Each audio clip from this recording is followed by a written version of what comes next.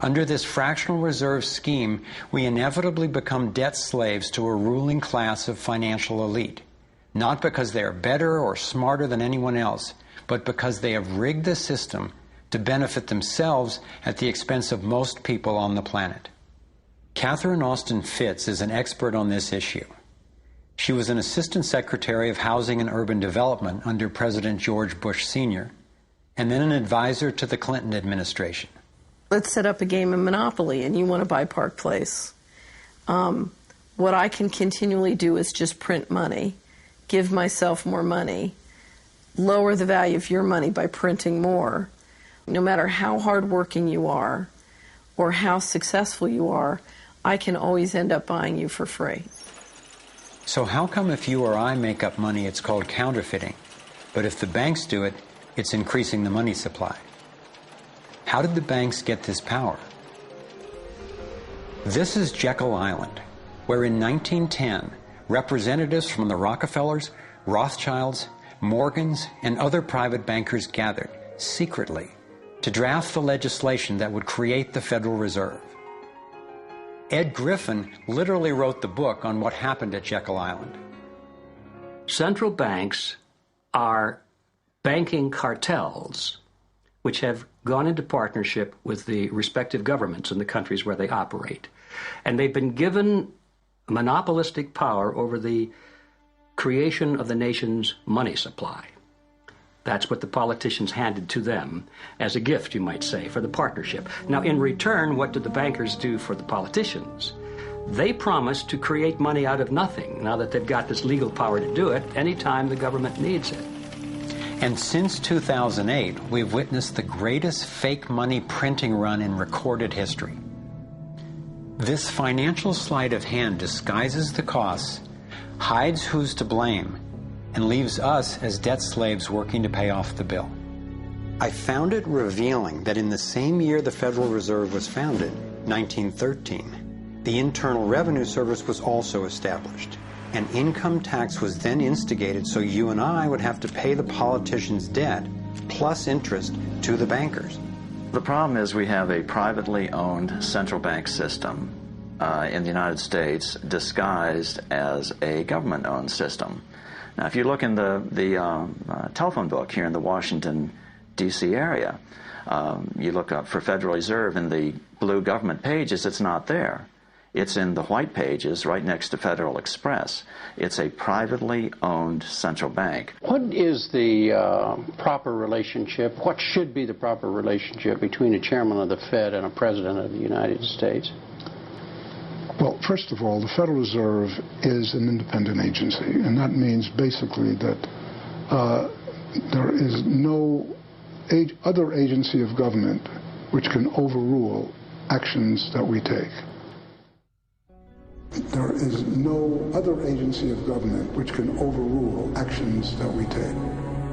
We have a private bank that prints money on behalf of the Treasury. The Federal Reserve prints money on a debt-based system which creates scarcity. But it puts a group of insiders in a position of having access to all the data about the economy when we don't. So you have a small group of bankers who understand the data on how the money works in the economy, and it gives them the ability to print money in a way that the insiders are protected and everybody else is drained. Catherine went on to compare a healthy economy to a vibrant torus, balanced, freely flowing, and energized throughout, in contrast to what's happening in our current economy. What you have is a system that's very dynamic, and it's trying to optimize. But intertwined in the core of it, you have a tapeworm. The way a tapeworm works in your body is it injects a chemical into your body that makes you crave what's good for the tapeworm and bad for you. You have a parasite that's very much manipulating and engorging itself at the expense of the whole. We live in a tapeworm economy where the financial elite are the tapeworm and they're feeding on us. And they don't like it when people blow their cover. After Catherine began exposing government corruption at the highest levels, the FBI raided her company and seized its assets. She was dragged through the courts for 10 years before being found innocent. So we've got the Federal Reserve, a privately owned corporation with a monopoly on creating money, but with no accountability, backed up by a government with a monopoly on force. The country got sold on the Fed as an institution that would help stabilize the economy and remain independent of politics. But in fact, in close to a century of existence, the Federal Reserve has done just the opposite. Since they took charge, we've been robbed through inflation, and the purchasing power of the dollar has declined more than 96%. And the wealth gap makes it clear most of the money is going to a very few. Only 16 years after the Federal Reserve was in power, America experienced the Great Depression. My research revealed that before the big crash in 1929, the elite bankers pulled their money out of the stock market. After the crash, they used that money to buy up cheap stocks and smaller failing banks for pennies on the dollar.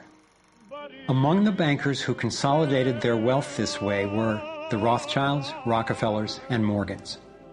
A similar scenario played out in the 2008 financial collapse, with the same bankers benefiting. In the years leading up to the collapse, the biggest banks, including Bank of America, Citigroup, and Chase, controlled by the Rothschilds, Rockefellers, and Morgans, were bundling and trading bad loans that they knew would eventually fail. It's like putting rotten oranges in a box and selling them as grade AAA. The bundlers of the debt knew it was only a matter of time before someone would open that box and see that the content was worthless, since they were the ones who packed the boxes in the first place. When the rotten oranges, what we hear about as unsound loans, derivatives, and credit default swaps, were finally discovered, everyone was impacted.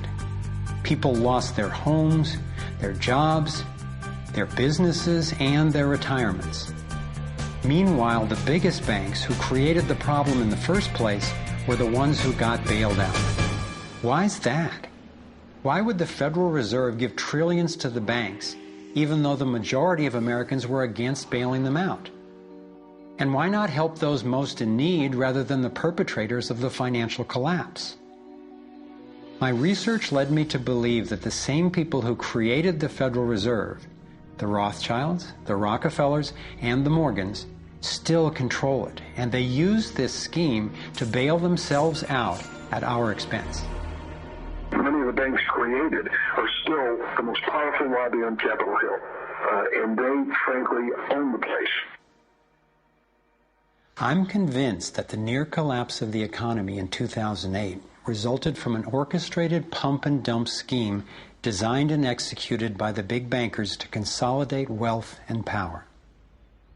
David Icke explains how he sees the Federal Reserve rigging the so-called business cycles. Stage one, it's like throwing a fishing line out.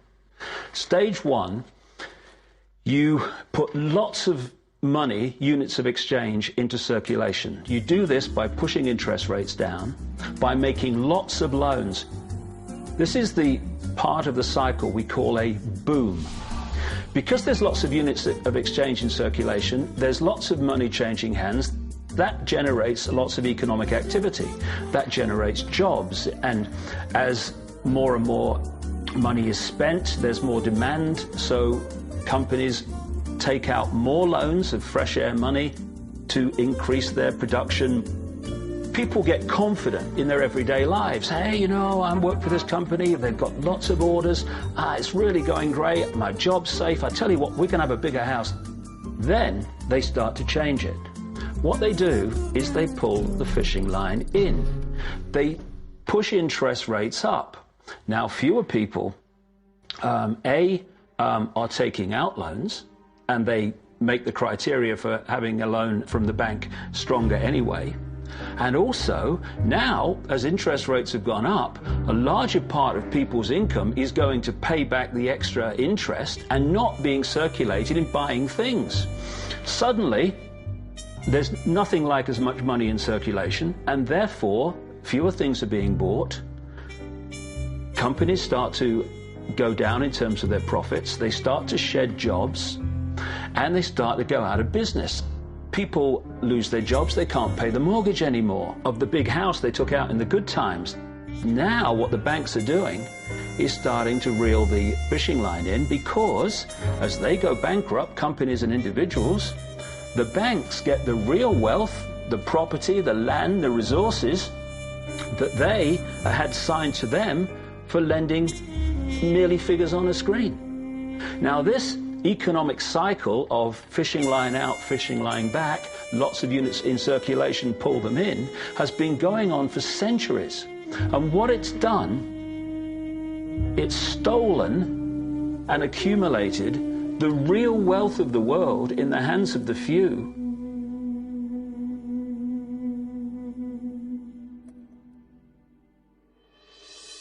At the international level, central bankers use the World Bank and the International Monetary Fund to make more money while exploiting the resources of countries they lend to, bankrupting them in the process.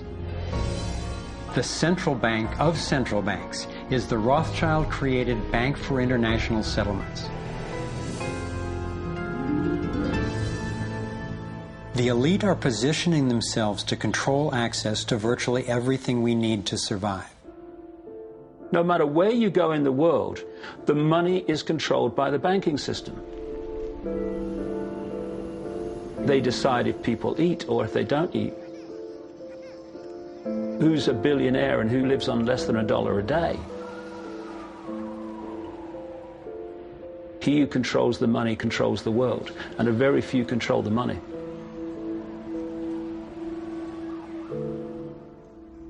At this point, my view of the world had been turned upside down.